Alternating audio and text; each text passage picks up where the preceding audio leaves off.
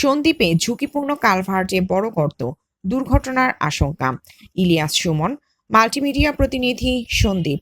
চট্টগ্রামের সন্দ্বীপ উপজেলার সারিকাইত ও মাইটভাঙ্গা ইউনিয়নের সীমান্তবর্তী বেড়িবাঁধ টু কানেক্টিং সড়কে ইঞ্জিনিয়ার ফসিউল আলম বাবু সড়ক অবস্থিত একটি গুরুত্বপূর্ণ কালভার্টে বড় গর্তের সৃষ্টি হয়েছে। ফলে প্রতিনিয়ত হাজারো মানুষ চরম ঝুঁকি নিয়ে চলাচল করছে এই সড়কে। স্থানীয় সূত্রে জানা গেছে, এই সড়কটি দিয়ে প্রতিদিন 2 ইউনিয়নের প্রায় 20,000 মানুষ যাতায়াত করে থাকেন।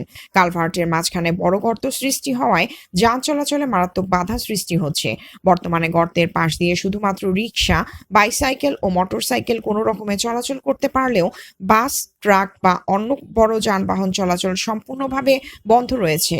সংশ্লিষ্ট কর্তৃপক্ষের দৃষ্টি আকর্ষণ করে এলাকাবাসী অবিলম্বে জরুরি ভিত্তিতে কালভার্টটি মেরামতের দাবি জানাচ্ছেন।